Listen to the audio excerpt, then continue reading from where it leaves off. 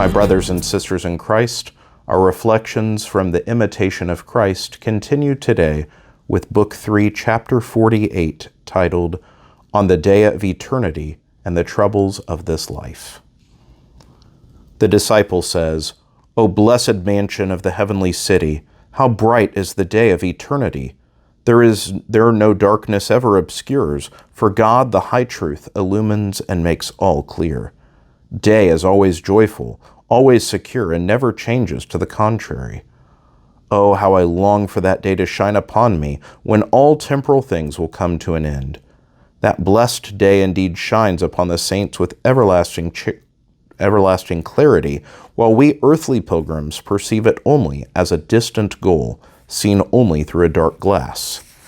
The heavenly citizens know how full of joy that day is, but we poor banished children of Eve know full well the bitterness and how tedious are the days of our earthly exile. These days are short indeed, but full of evil, sorrow, and trouble.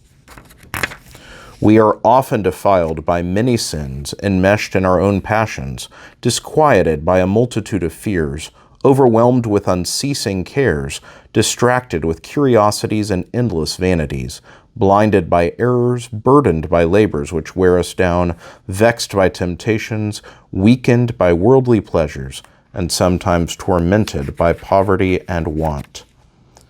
When will there be an end of these miseries? When shall we be set free from the bondage of sin and vice? When, O Lord, will you occupy all my thoughts, so that I find in you my full measure of joy?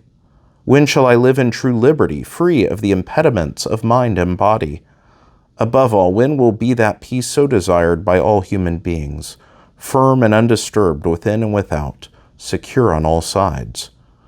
O dear Jesus, when shall I behold you face to face, to stand and contemplate the glory of your kingdom? When will you be all in all to me?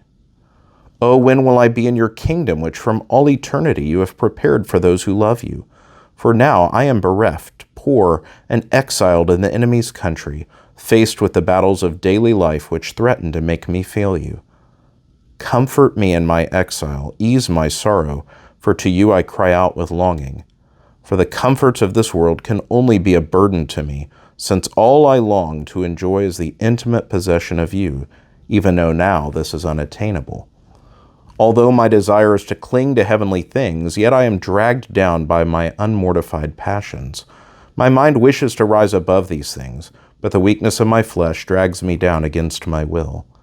Unhappy person that I am, I fight with myself and am a burden to myself, while at one and the same time my spirit tends upward, and my flesh ever seeks the things below. What inward suffering is mine, while my mind would think of heavenly things, and my prayers are interrupted by a host of carnal thoughts. O dear God, do not remain far from me, and depart not from your servant in anger. Send the light of your grace and dispel all carnal thoughts from me. Let the lightning of your love come with all speed to put to flight this strategy of the enemy.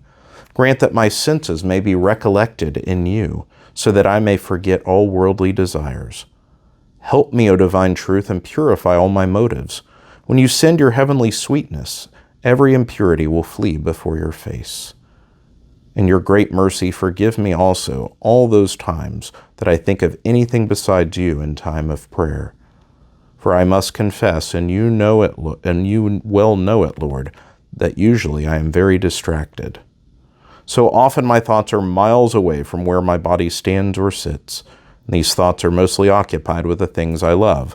The things I most readily think of are things that are pleasant to nature and the product of habit. But you, O eternal truth, have plainly told us, where your treasure is, there will your heart also be. So if I love heaven, I love to think of heavenly things, but if I love the world, I rejoice at its prosperity and grieve over its adversity.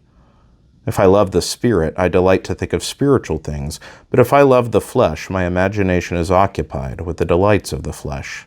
So whatever is uppermost in my affections, these I willingly listen to and speak of, and carry the thoughts of them often in my mind. Blessed are those who abandon all things for love of you, O Lord, who overcome their nature, and through fervor of spirit crucify the lusts of the flesh. Then with a serene conscience they may offer pure prayer to you, and at last become worthy to join the choirs of the holy angels, having shut out all the internal and external things of this world. May God bless you all.